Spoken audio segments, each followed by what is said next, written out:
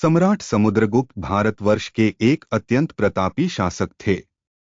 वह अपनी वीरता, विजय अभियानों और कुशल शासन के लिए प्रसिद्ध थे। हालांकि उनके शौर्य और समृद्धि के बावजूद जीवन की चिंताओं से वे भी अछूते नहीं रहे। जैसे जैसे समय बीतता गया, उनके मन में अनेक प्रकार की चिंताएं घर करने लगीं। राज्य के दायित्वों, प्रशासन की जटिलताओं और जीवन की अनिश्चितताओं ने उनके मन को व्यथित कर दिया। एक दिन जब वे अपनी चिंताओं से अत्यधिक परेशान हो गए, तो उन्होंने एकांत में जाने का निर्णय लिया और वन की ओर निकल पड़े, ताकि वह अपने मन को शांति और समाधान प्रदान कर सकें। सम्राट समुद्रगुप्त रथ पर सवार होकर वन की शांतिपूर्ण प्रकृति का आनंद लेने के लिए निकले। जब वे वन की हरियाली में गहरे चले गए, तो अचानक उन्हें बांसुरी की मीठी ध्वनि सुनाई दी। वह ध्वनि इतनी सुरीली थी कि समुद्रगुप्त ने तुरंत अपने सारथी से रथ धीमा करने के लिए कहा। उन्होंने संकेत किया कि जिस दिशा से बांसुरी के मधुर स्वर आ रहे थे, वे उसी दिशा में जाना चाहते हैं। बांसुरी की इस मनमोहक ध्वनि ने उनके मन को आकर्षित कर लिया और वह उस ध्वनि के स्रोत की खोज में चल पड़े।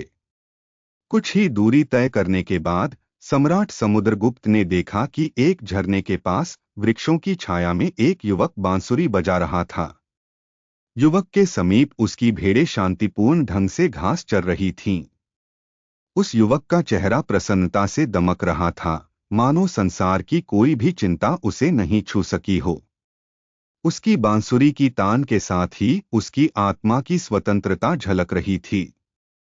समुद्रगुप्त ने उसकी इस प्रसन्नता को देखकर कहा, तुम इस तरह बांसुरी बजा रहे हो जैसे तुम्हें कोई विशाल साम्राज्य प्राप्त हो गया हो। युवक मुस्कुराया और उत्तर दिया, महाराज, आप मेरे लिए दुआ कीजिए कि भगवान मुझे कोई साम्राज्य न दे, क्योंकि अभी मैं अपने आप को पूरी तरह से सम्राट महसूस करता हूं और सम्राट हूं भी। लेकिन अगर मुझे साम्राज्य मिल गया, तो मैं सम्राट नहीं रह जाऊंगा, बल्कि सेवक बन जाऊंगा। युवक की इस बात को सुनकर सम्राट समुद्रगुप्त आश्चर्यचकित रह गए।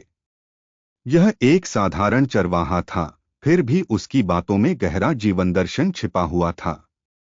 समुद्रगुप्त को समझ नहीं आया कि यह युवक अपनी स्थिति में इतना संतुष्ट और स्वतंत्र कैसे महसूस कर सकता है।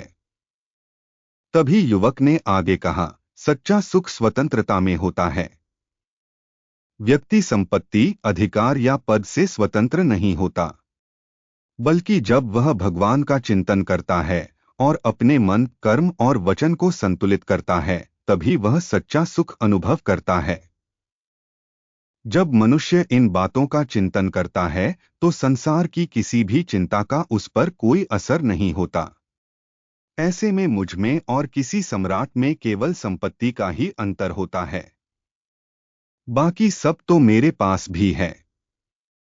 युवक की बातों ने सम्राट समुद्रगुप्त के मन पर गहरा प्रभाव डाला। उन्होंने अनुभव किया कि जिस सुख और शांति की वे खोज कर रहे थे, वह बाहरी वस्तुओं में नहीं बल्कि आंतरिक संतुलन और आत्मिक स्वतंत्रता में निहित थी। युवक के इस जीवन दर्शन ने अनजाने में ही समुद्रगुप्त की चिंताओं का समाधान कर दिया।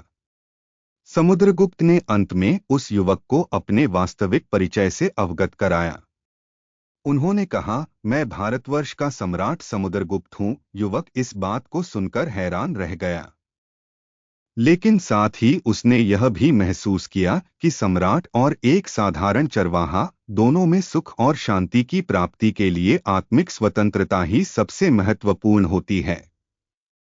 सम्राट समुद्रगुप्त ने उस युवक को धन्यवाद दिया और अपने राज्य की ओर लौटते समय उन्होंने इस बात को समझ लिया कि वास्तविक सुख और शांति बाहरी साम्राज्य में नहीं, बल्कि आंतरिक स्वतंत्रता और संतुलन में निहित है।